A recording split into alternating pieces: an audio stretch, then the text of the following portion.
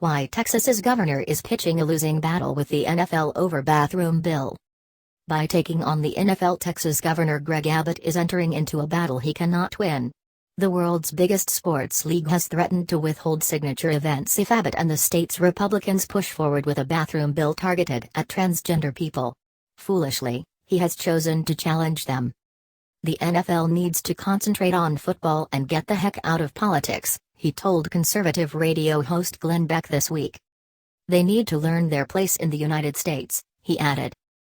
The league is walking on thin ice, he also said.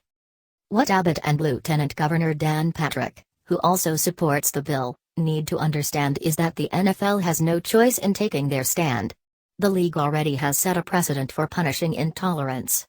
Back in 1990, the NFL awarded the 1993 Super Bowl to Tempe, Arizona, before moving the game several months later to Pasadena, California, after Arizona voters refused to recognize Martin Luther King's birthday as a state holiday.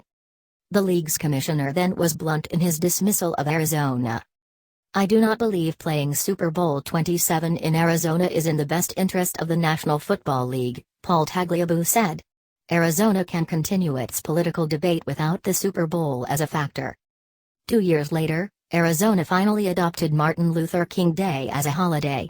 The league rewarded the move by giving Tempe the 1996 Super Bowl, won, ironically, by the Dallas Cowboys. This isn't a game of chicken the NFL is playing with Texas. If the state passes a law that targets transgender people, the league will look elsewhere when awarding Super Bowls, no matter how much Cowboys owner Jerry Jones longs to host another game in his Arlington stadium. It's a good thing Houston had their Super Bowl earlier this month. The state might not see another for a long, long time.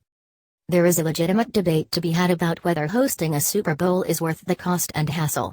The NFL demands a tax-free, rent-free ransom from their Super Bowl cities. Dallas and Houston could be lucky to find themselves out of consideration for the next batch of games that start with 2022. Still, all fiscal sanity aside, no elected official wants to lose a big game and the prestige that comes with it because they sit alone on a do-not-apply list. Abbott must think he can win a public relations war with the NFL. Lord knows the NFL has done enough wrong the last few years, and the league's declining ratings last season make it seem like less of the giant than in the past. But the NFL remains powerful, and the Super Bowl continues to be one of the largest cultural events of the year, a kind of big that Texas likes. If the league can take away a Super Bowl that had actually been awarded, it certainly can refuse to consider one in a place that promotes hate. Still, Abbott persists in his NFL attacks. The other day he dared the league with a tweet that said, NFL decision-makers also benched Tom Brady last season. It ended with the NFL handing the Super Bowl trophy to Brady. His parallel makes no sense. Sure, Brady won the Super Bowl, but only after fighting the league for nearly 2 seasons, exhausting court challenges before finally accepting a 4-game suspension he probably could have negotiated to 1 or 2 games.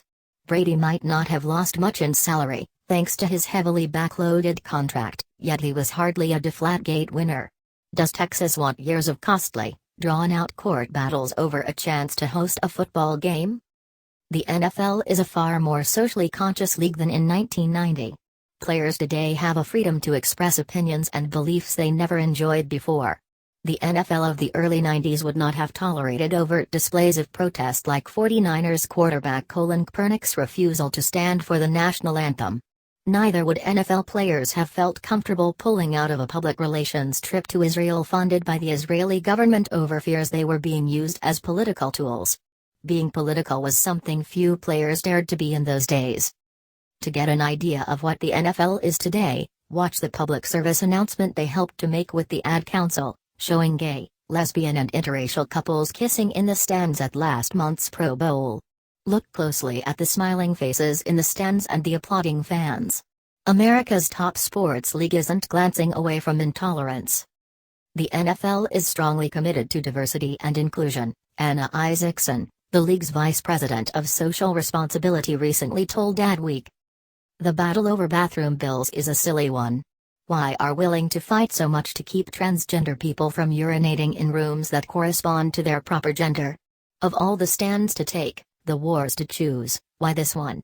Does Texas really want to sacrifice Super Bowls simply to make someone who identifies as gender different from that on birth certificate uncomfortable in the restroom? What's the point anyway? But if Abbott and Patrick must wade into this duel with the NFL, they have to know they will lose, just as Arizona lost and North Carolina lost when the NCAA pulled their championship events and the NBA moved this weekend's All-Star game from Charlotte to New Orleans over a similar law last year. Maybe Abbott doesn't care about Super Bowls, though given the way he has challenged the NFL it seems like he does. He appears to want a war with the league over a bathroom bill. It's a war he will not win. Since you're here,